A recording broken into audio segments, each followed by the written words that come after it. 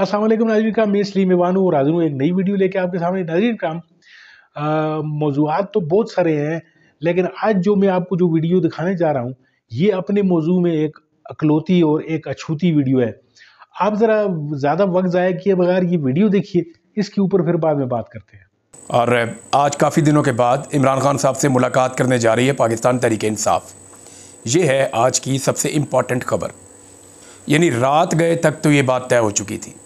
सुबह जब मेरी पाकिस्तान तहरीक इंसाफ के लोगों से बात हुई फजर के बाद, तो तब भी उन्होंने कहा कि जी बिल्कुल पाकिस्तान तहरीक इंसाफ को ये इन्फॉर्म कर दिया गया है कि इमरान खान साहब से आज मुलाकात होगी। तहरीक इंसाफ ने 3 लोगों के नाम दिए हैं। ये मुलाकात बहुत इम्पॉर्टेंट है। एक मुलाकात के अंदर जा रहे हैं सलमान अकरम राजा साहब, जो सबसे इम्पॉर्टेंट शख्सियत हैं, क्योंकि आइनी तरमीम के हवाले से जो कानूनी नुकात हैं वो सलमान अकरम राजा साहब रखेंगे। इमरान खान साहब उनको बहुत संजीदगी से सुनते हैं। उसकी वजह यह है कि सलमान अकरम राजा साहब की अपनी सलाहियत भी बहुत ज़्यादा है, इसलिए उन्हें पार्टी का सेक्रेटरी जनरल भी इमरान खान साहब ने बनाया।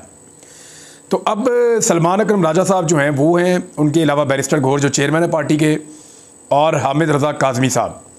पाकिस्तान तहरीक इंसाफ की जो पॉलिटिकल कमेटी की मीटिंग हुई रात को, उसमें तहरीक इंसाफ ने कुछ चीज़ें तय की हैं और कुछ चीज़ें उनको बताई गई हैं। एक तो उन्हें बताया गया फजलुर रहमान साहब के हवाले से, ये बड़ी इंपॉर्टेंट इन्फॉर्मेशन है, और दूसरा बताया गया कि पाकिस्तान तहरीक इंसाफ को अब हिकमत अमली क्या रखनी चाहिए।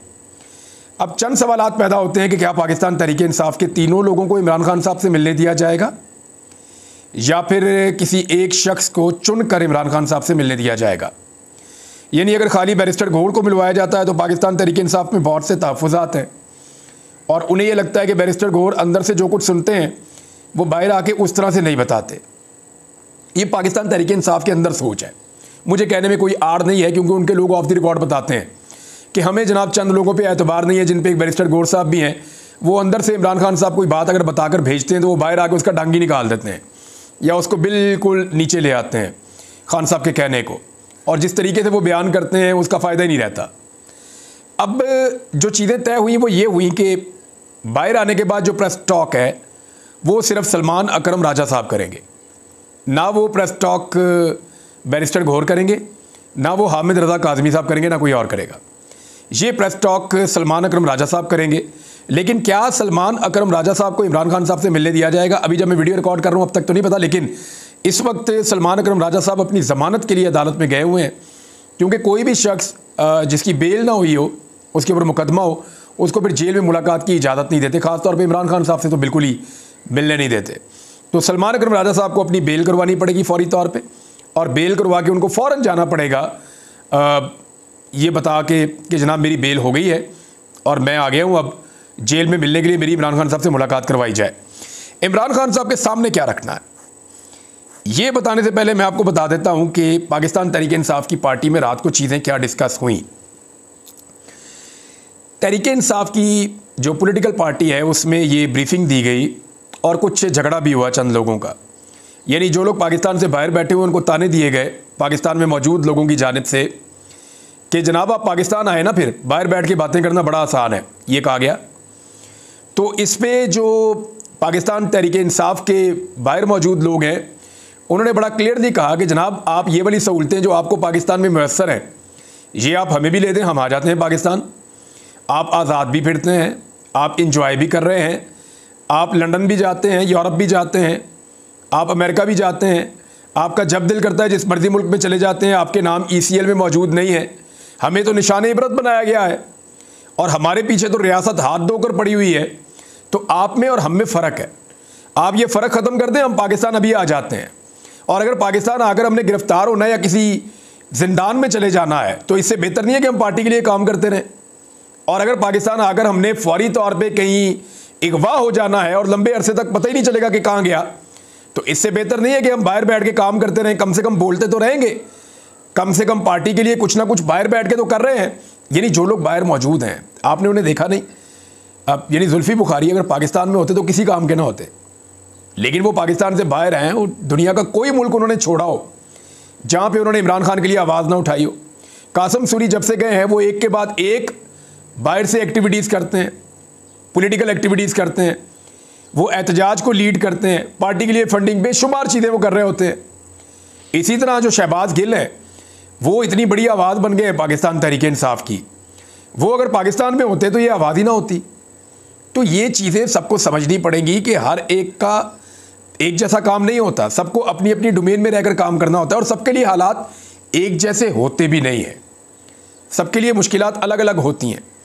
तो बहरहाल ये वहाँ चीज़ें हुई और जो चीज़ें तय पाई उनमें एक चीज़ ये है कि बताया गया कि फजलुर रहमान साहब कुछ कमज़ोर और ढीले पड़ते हुए दिखाई दिए। उसकी वजह ये बताई गई कि फजलुर रहमान साहब ने कहा कि जनाब मेरे मुसव्वदे के बहुत करीब पहुँच गई है हुकूमत, चंद चीज़ें छोड़ के बाकी चीज़ों पर इत्तफाक़ राय हो गया है।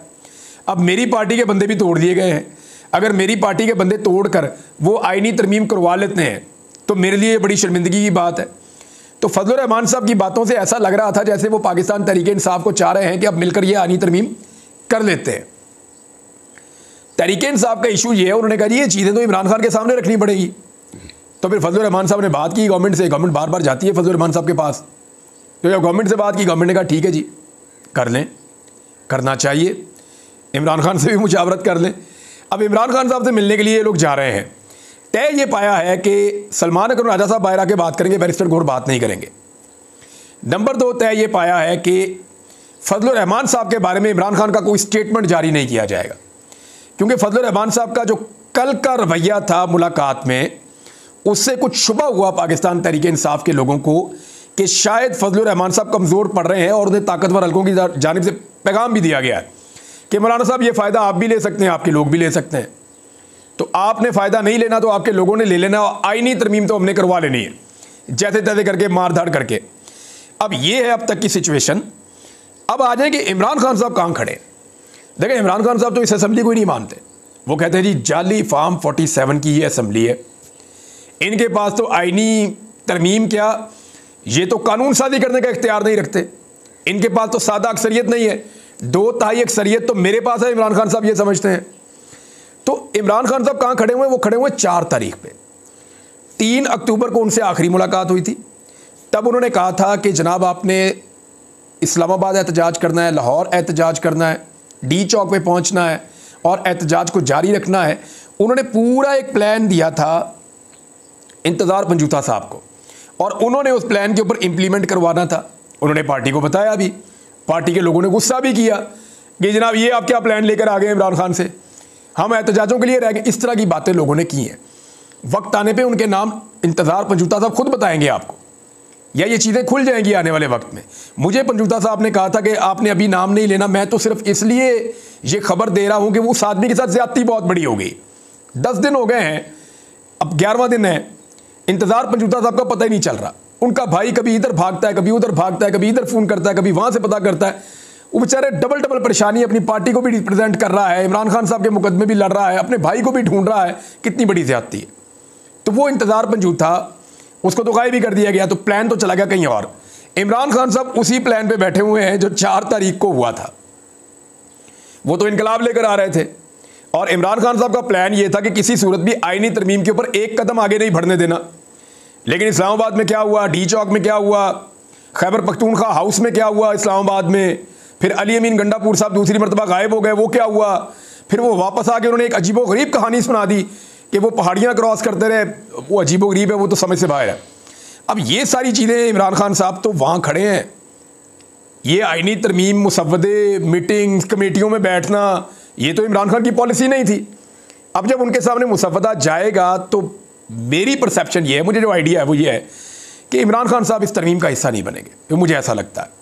और अगर सलमान अकरम राजा साहब उन्हें मना भी लेंगे तो चंद चीज़ों का हिस्सा तो वो बिल्कुल नहीं बनेंगे। ये जो 5 जजेस की बात की जा रही है ना, ये बड़ी खौफनाक बात है। इस पर हामिद खान साहब ने अपना एक रिएक्शन भी दिया, वकला ने भी दिया। वकला कैटेगोरिकली कह रहे हैं कि जस्टिस मंसूर अली शाह हमारे आने वाले चीफ जस्टिस ऑफ पाकिस्तान हैं, हम इनके अलावा नहीं मानते हैं। और आईनी तरमीम करनी है तो 26, 27, 28, 29 तारीख को कभी भी करने, बाद में ये 25 से पहले करना इसलिए ज़रूरी है कि काजी फ़ायद ईसा साहब इसको सपोर्ट करेंगे, और 25 से पहले करना इसलिए ज़रूरी है कि अपनी मर्ज़ी का चीफ जस्टिस लाया जा सके। मंसूर अली शाह साहब इस वक्त एस्टेब्लिशमेंट को और हुकूमत को कबूल नहीं है, और मंसूर अली शाह साहब मेरिट के ऊपर, सीनियरिटी की बेस के ऊपर एक जज के तौर पे आ रहे हैं। अब मामला ये है कि अगर 5 में से चुनना है तो चुना जाएगा जस्टिस अमीनुद्दीन खान साहब को।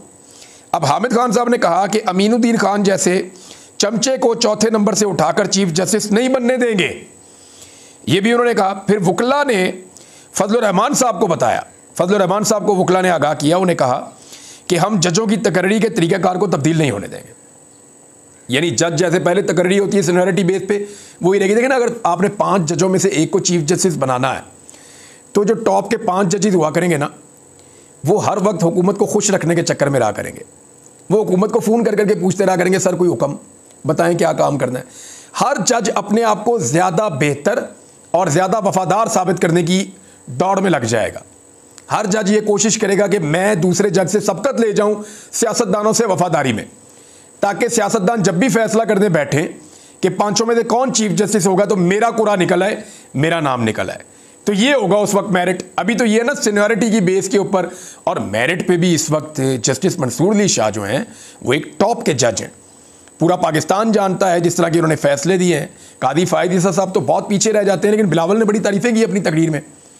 अच्छा, अब नंबर्स पे आ जाएं। पाकिस्तान तहरीक इंसाफ की जो पार्टी के अंदर मीटिंग हुई, उसमें उन्होंने कहा जी हमारे कुछ लोग जो हैं वो कंप्रोमाइज़ हुए हैं, और हो सकता है कि फजलुर रहमान के बगैर भी या फजलुर रहमान के साथ भी ये नंबर पूरे करने में कामयाब हो जाएं, क्योंकि अब MNAs और सेनेटर्स कंप्रोमाइज़ हुए हैं। लेकिन इंटरेस्टिंग बात यह है कि जिनके ऊपर बेतहाशा जुल्म हुआ वो कंप्रोमाइज़ नहीं हुए। कंप्रोमाइज़ वो हुए जिनके ऊपर जुल्म नहीं हुआ, यानी रोकड़ा चला, पैसे के लिए कंप्रोमाइज़ हो रहे हैं।